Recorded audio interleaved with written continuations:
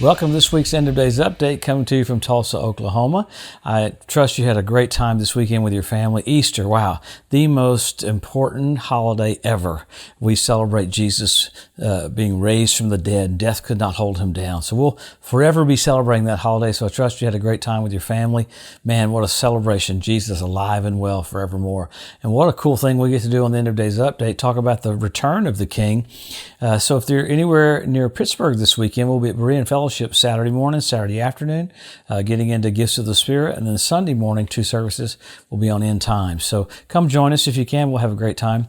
And we're coming to you every week to look at the different things that point to the coming of the Lord, specifically the gathering of nations for the Ezekiel 38 war, because that happens just after the rapture of the church. So we get into all this so that we'll have great joy. Paul said, I'm telling you about the rapture of the church so that you'll be happy and hopeful. So end-time preaching should bring joy.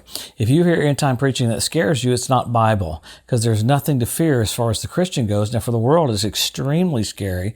It's the craziest time ever on the planet. Just look around, even before we get to the tribulation.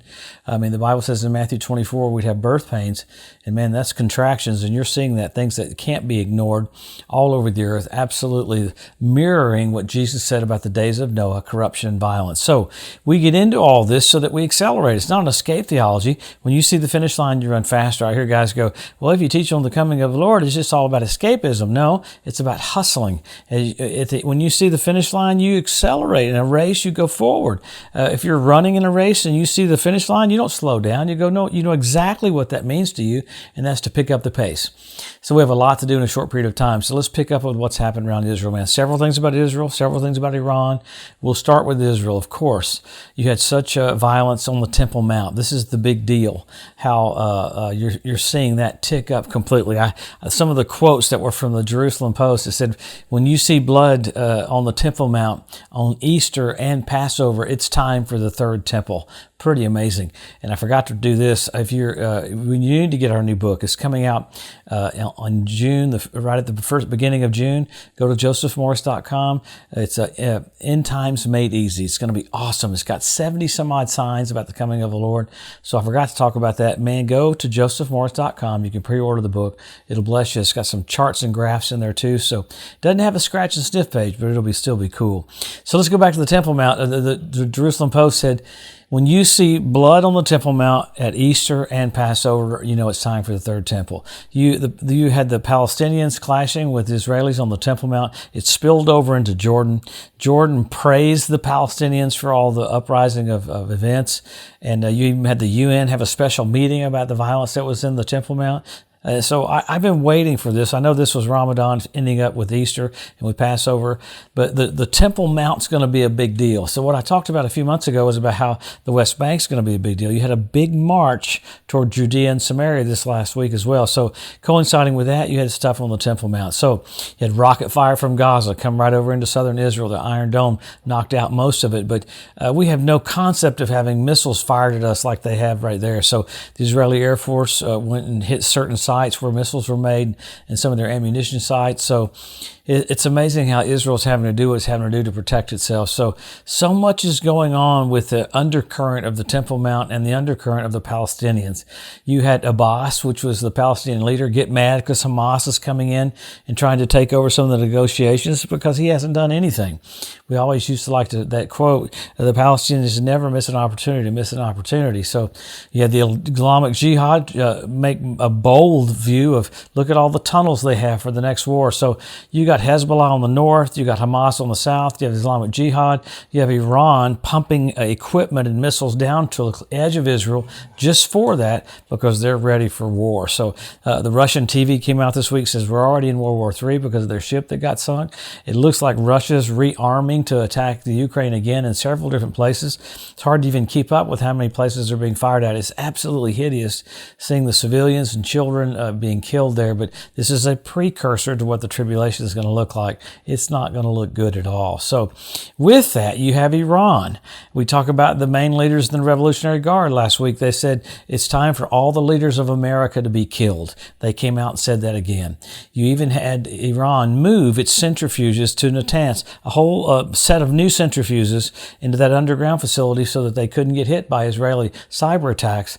And the main thing about this is they are on the edge of having uranium enriched. So that's a pretty bold move on their part. They touted their drone systems, pictures of that, photographs and video of all their new missiles. So they're touting that as well. So Iran's boldly saying this. So Israel had to go into Syria this last week again, second time in 1 week, and have an airstrike on all these missiles right outside of Damascus. They keep piling up all that stuff around Damascus, and Isaiah 17:1 says Damascus will be removed from being a city. So something's going to happen that's going to kind of spark something there, and it's going to take Damascus off the planet. So a lot of things are happening with that. So we always look at the conjunction of all these things coming together. What does it show us? Jesus is just about to come. Russia's going to come down toward Israel just after the rapture, and man, you're seeing the setup for that. They're having a hard time with Ukraine. They can go south of that in Crimea, so they got several routes they can take. So man, it is the setup for the coming of the King. So how blessed are we to watch all the players come together? So that shows us how close we are. So we always go back to the scriptures, so there's much more happening, even with China, with Shanghai, with all the other stuff that's very tribulation-esque looking, and even more with Iran. So the things that are happening in Iran, the little verbiage that keeps coming out shows you they're getting ready to do something crazy with Israel. Just like we talked about, their verbiage came out talking about what they do at the Temple Mount, and they did. So let's always go to the Word. Number one, Israel made a nation. Number two, Jerusalem being won back. Jesus said the generation that sees those two events will not pass away till all is fulfilled. I know those are the two biggest signs, England. So then you have the Hebrew language restored. You got the Ethiopian Jews brought back. You got the fertility of the land of Israel. You got the revival of the Roman Empire. You have all these things. The Temple Mount Institute, man, that's a group that's getting ready to get ready for the third temple. You have 172 different species of predatory birds start showing up in the land. You got the cleanup crew there now. So then you had fish show up in the Dead Sea. This one still freaks me out. I know I say it every week, but you had the Dead Sea turn blood red, where Sodom and Gomorrah is, on the Day of Atonement. You had this last week, you had so many locusts, they called it a plague of locusts in South Africa, that it happened on Easter, on Passover. So they called it the plague, just like in the Bible. So man, so many things are happening. But then you had foxes on the Temple Mount. You had so much of the ritual baths around the Temple Mount fill up with water. So you got animals getting position, you got Israel getting position, you got Russia getting position, all the different groups that are getting ready to rebuild the temple in position, one thing after another. But you got men will be lovers themselves, event after event after event, pointing to the coming of the Lord. You had Rabbi Yitzhak Kaduri prophesy that Israel would be ruled by two Benjamins right before the coming of the Lord. That happened last year. You had Bishop Malachi in 1129 AD talk about the popes. The pope that he saw right now is the last one that was in that vision. And that's a pretty huge deal. The History Channel said that's statistically impossible. Only God can do that. Man, it's good to know that our dad knows everything. So sign after sign after sign, event after event after event. And then you go from signs to signals. You had blood red moons on Passover and Tabernacles, 4 in a row. When's the last time you had 4 in a row on Passover and Tabernacles? 1967 when Jerusalem was won back. 1948 when Israel was made a nation. And 1492 at the Edict of Expulsion when the Jews were kicked out of Spain. So remarkable events in the heavens coinciding with events with Israel. And then you had the Bethlehem Star. That one's probably one of my favorite ones that doesn't get talked a lot about. You had Jupiter, Regulus, and Venus come together at the birth of Jesus. The constellation was Virgo. This last year, NBC Light and News, so we have a celestial event. You got Jupiter, Regulus, and Venus come together. Bethlehem Star, first time in 2,000 years. Many other things from in 2017, 2015. I mean, in 2015, the eclipse you had, the town that came through on the west was Salem, the town that came through on the east was Salem, Jerusalem, peace. So you have the heavens bringing forth a thought pattern to awaken people because the King is just about to come. Now, I don't need that. I have a witness in my spirit. I mean, the Holy Spirit tells me that He's coming soon. So how blatant are all the signs and signals pointing to the return so that we should accelerate. Oh, we have no excuse. We're about to see Jesus. I mean, how exciting. This should be the funnest time ever. Could you imagine, were you excited the night before you got married? I hope you were. England's getting excited. He's not even getting married. No, that's what the whole thought pattern is we're about to see him face to face. The one who died for you, the one who God raised from the dead, the shepherd and the bishop of our souls, King of kings and Lord of lords. Soon you'll see him, eyes as a flame of fire, feet like unto fine brass, voice of many waters, God.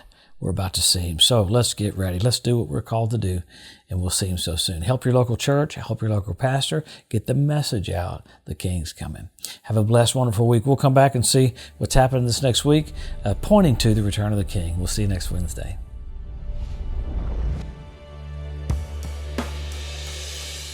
Thanks for joining us today at the End of Days Update. If you'd like to be notified every time there's a new post, just go to the edu at josephmorris.com and subscribe to receive email alerts.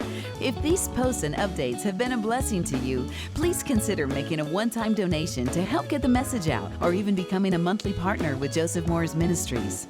Thanks again for tuning in to the EDU, and we'll see you next week.